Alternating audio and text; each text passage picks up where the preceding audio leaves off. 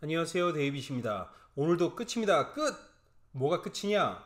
국제 프로젝트 매니지먼트 시험 합격 걱정은 이제 끝입니다. 가장 쉽게 하지만 제대로 배워서 한 번에 합격하실 수 있습니다. 미국, 캐나다, 북미에서 한국어로 진행하는 PMP, 캐팸 시험 수업은 오로지 데이빗만 제공합니다. 자, 오늘은 5강이고 한번 보죠. 이번에는 우리가 프리딕티브 워터폴에 대해서 하는 거예요. 자, 저번 시간과 합쳐서 똑같이. 자, 우리가 다시 한번 말해야 되는 건 뭐냐면 기본적으로 우리의 이 프로젝트 방법론에는 프리딕티브한 방법과 아답티브한 방법이 있죠. 그랬을 때 프리딕티브를 워터폴이라고 한다 그랬고 아답티브를 에자일이라고 그랬는데 이게 옛날에는 프리딕티브를 많이 썼고 요즘에는 아답티브를 많이 쓰죠.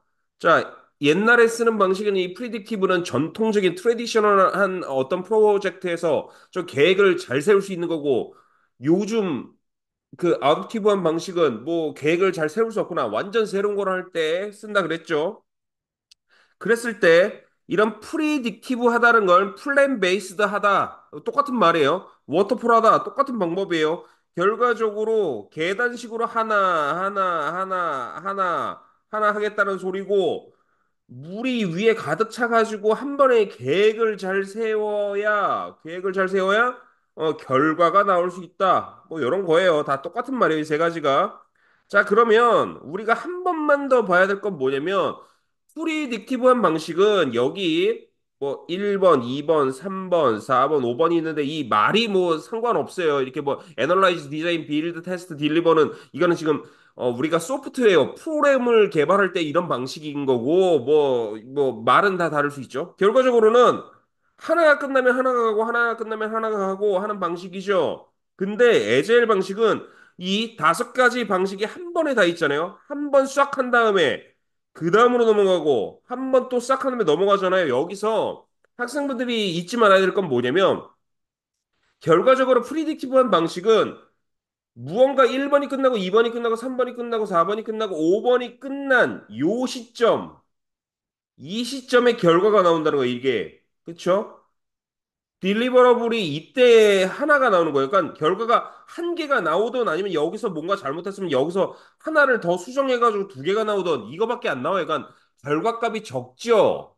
하지만 에자일은 이때 이미 결과가 하나 나오고 딜리버러블이 하나 나오고 이때도 딜리버러블 다 딜리버러블 다 나오는 거예요. 딜리버러블이 많이 나올수록 어때요? 더 많이 수정할 수 있죠. 왜? 뭐가 어떻게 좋은지를 모르니까.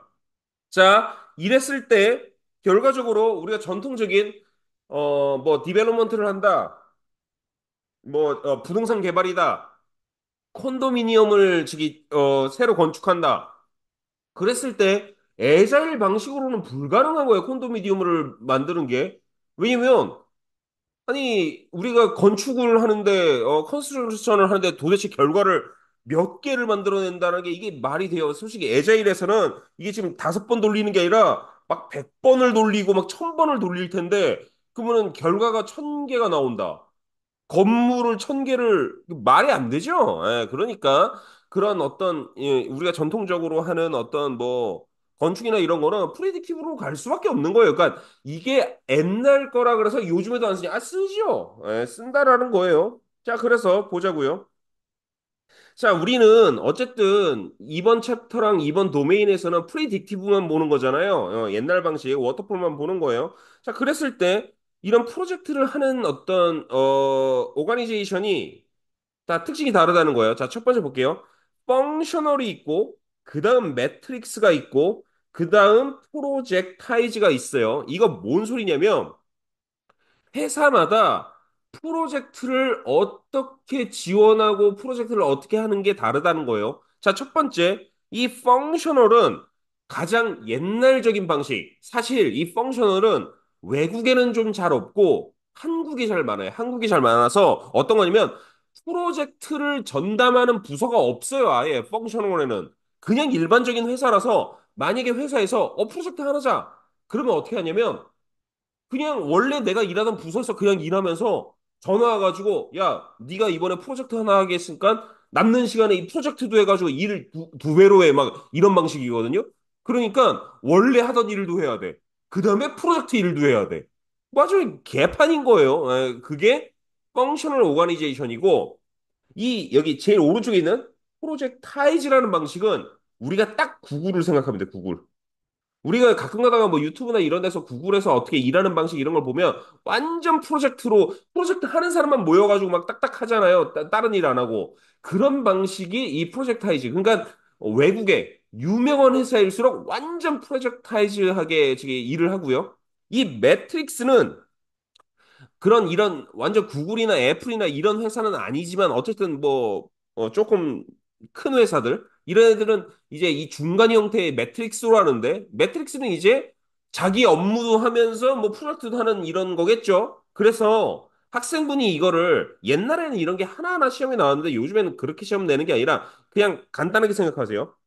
프로젝트 매니저의 파워가 올라가면 올라갈수록 이 오른쪽으로 가는 거예요. 그렇죠? 프로젝트 매니저의 파워가 올라간다는 건 프로젝트 팀의 파워가 올라간다는 거고 그만큼 독립적이고 뭐 그런 업무를 수행할 수 있다는 거죠. 근데 여기 보면 매트릭스가 중간 단계인데 뭐 위크 매트릭스가 있고 뭐 밸런스가 있고 뭐 스트롱이 있잖아요. 이거 이 내용으로 볼게요.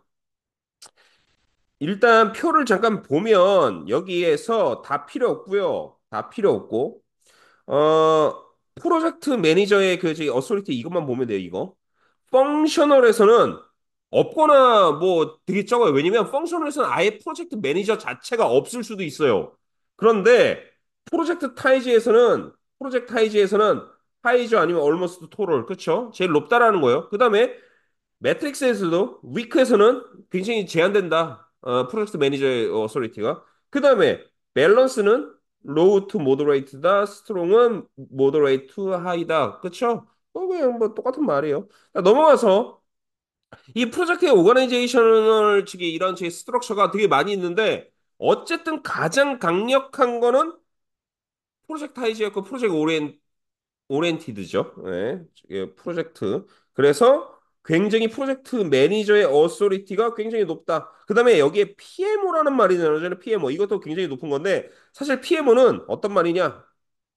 프로젝트 매니지먼트 오피스라 그래서 사실 구글이나 애플 이런 굉장히 프로젝트를 잘 지원해 주는 데는 이 프로젝트 매니지먼트 오피스가 따로 있어요. 따로 있어가지고 어떤 프로젝트를 할 때 이 프로젝트 매니지먼트 오피스에서 프로젝트 매니저를 도와주는 역할을 하는 거예요. 그래서 프로젝타이즈 뭐 오거나이제이션이든지 뭐 프로젝트 오리엔티드든지 어쨌든 이 지금 PMO라든지 다 똑같은 말이에요, 결국은. 그러면 이런 우리가 프로젝트를 할 때 회사에 프로젝트 매니지먼트 오피스 PMO가 있으면 좋겠죠. 왜? 이런 프로젝트 매니지먼트 오피스는 어떤 프로세스에 대해서도 알려주고 프로젝트는 어떻게 돼야 되는지 또 뭘 쉐어링해주면 리소스 뭐 메소로지 툴 테크닉 이런 거를 다 도와주는 데니까 그런데 PMO의 방식에는 세 가지가 있다는 거예요. 첫 번째 서포티브한 PMO가 있어요. 서포티브는 여기 맨 위만 보면 돼요. 맨 위. 레벨이 로우다. 그러니까 얘네가 별로 뭐라고 하는 게 아니에요. 뭔가 우리 프로젝트 매니저가 이거 좀 도와주세요. 이거 좀 알려주세요. 이러면 도와주는 역할. 그러니까 얘네가 뭘 시키고 그러는 게 아니에요. 얘네가 컨트롤이 로우하다. 그런데 컨트롤링 하는 PMO가 그 회사에 있다면 얘네는 컨트롤하는 파워가 모더레이트하다. 그렇죠?